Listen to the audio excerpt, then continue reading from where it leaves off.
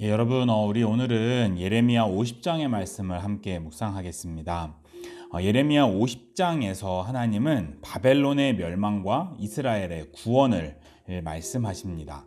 지금 이 예레미야 50장이 기록되고 있는 이 시점은 바벨론이 이스라엘을 멸망시킨 직후거든요. 바벨론은 엄청 강한 상태고 이스라엘은 지금 바벨론의 포로가 되어서 이 민족이 사라질 수 있는 그런 위기 가운데 있던 때입니다.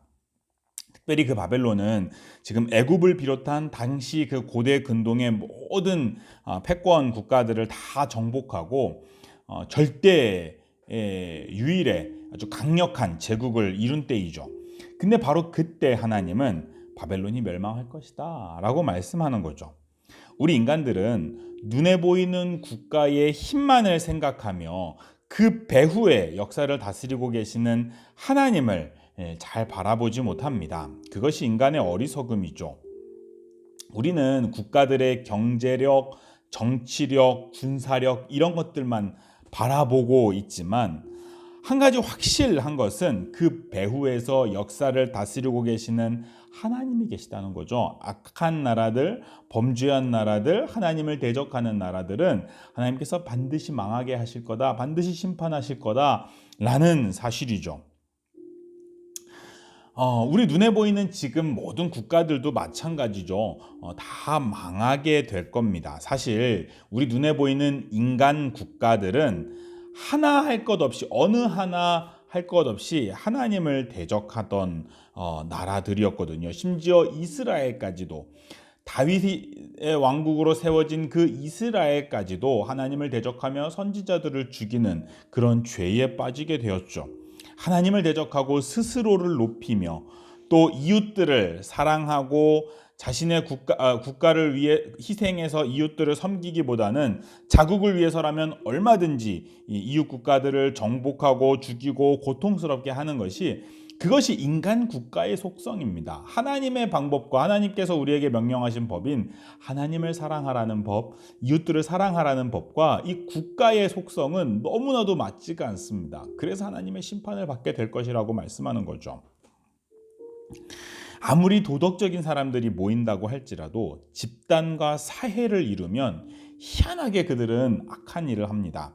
그것을 아주 잘 보여주는 책이 라이놀드 니버의 도덕적 인간과 비도덕적 사회라는 책이거든요. 인간들이 아무리 노력해도 도덕적이고 선한 국가나 사회를 이룰 수는 없습니다.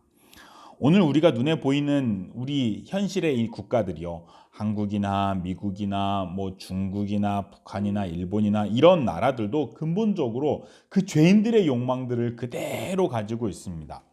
권력을 분산시켜서 인간의 욕망이 그대로 국가 권력에 투영되지 못하도록 만든 민주주의 국가가 그나마 조금 덜 악할 뿐이죠.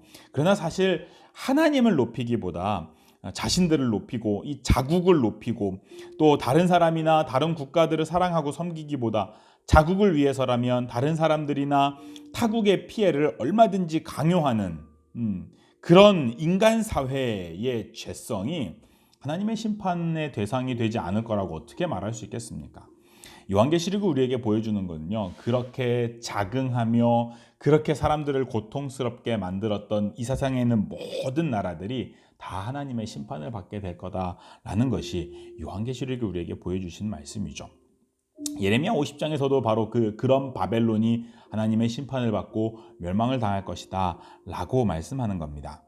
바벨론이 하나님께 멸망을 받았던 죄는 크게 세 가지였습니다. 첫 번째 죄는 그들이 우상 숭배를 하였다라는 죄죠. 그들은 하나님보다 자신들이 만들어 놓은 신을 숭배했습니다. 인간이 자신을 창조하신 하나님을 잊어버리고 다른 신을 섬기는 것은 하나님께 결코 용납될 수 없는 큰 죄죠.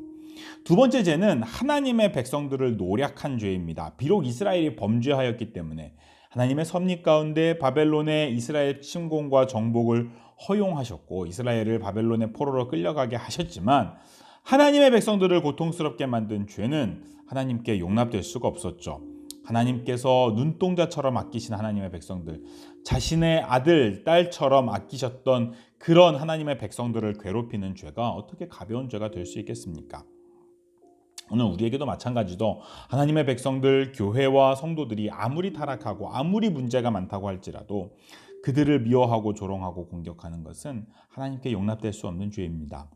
세 번째는 이 바벨론의 교만입니다. 바벨론은 고대 근동을 다 정복한 이후에 자신들은 위대한 국가라고 생각하면서 교만하였습니다. 이 땅에 자기들보다 위대한 나라가 없었다고 생각하였을 겁니다. 인간이 자기 스스로를 남보다 더 낫다고 생각하며 스스로 높이는 것을 즐기는 것이 이 교만죄입니다. 그러나 이런 교만죄는 하나님을 경멸하는 죄이고요. 하나님께서 하나님을 경멸하는 이 교만한 자들을 대적하시고 심판하신다는 것이 성경이 일관되게 우리에게 가르치는 겁니다. 스스로를 위대한 제국이라고 생각하면서 교만하였던 바벨론도 하나님의 섭리 속에서 페르시아에 의해서 한순간에 멸망당하고 말죠.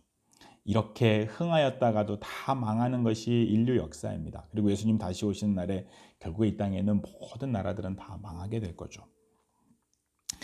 그런데 하나님은 예레미야 50장에서 바벨론의 멸망을 예언하는 동시에 이스라엘의 구원을 약속합니다.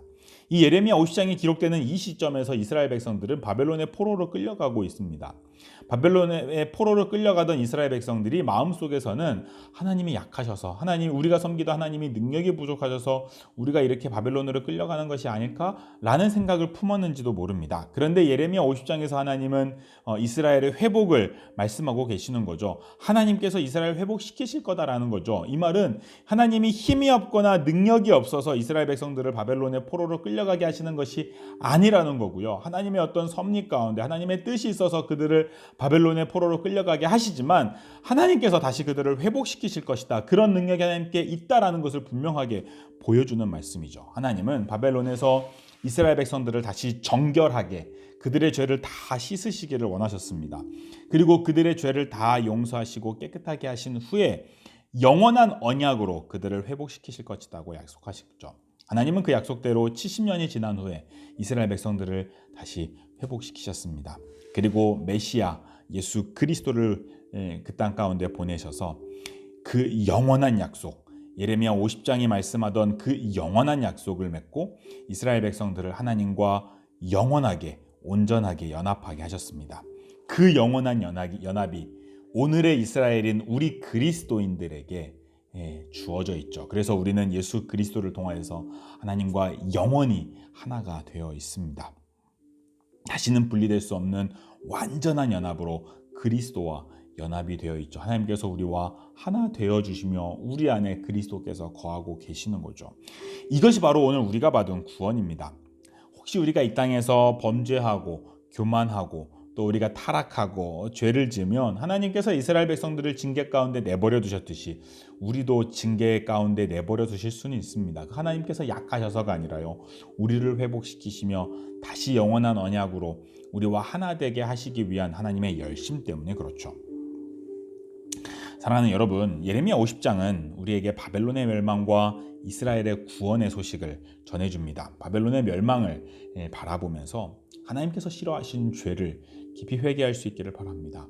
우리 가운데 우상 숭배하는 죄가 있다면, 하나님의 백성들을 조롱하고 괴롭히는 죄가 있다면, 우리 가운데 우리 스스로를 높이고 하나님을 기억하지 않으며 다른 사람들을 나보다 못하다고 열등하다고 생각하는 그런 교만한 죄가 있다고 하면 깊이 회개할 수 있기를 바랍니다.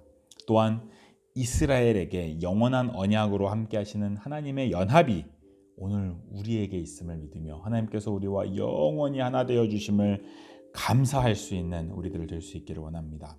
역사가 우연히 벌어진 다양한 사건들로 흘러가는 것 같지만 역사를 이끌어가고 계시는 분은 하나님이십니다.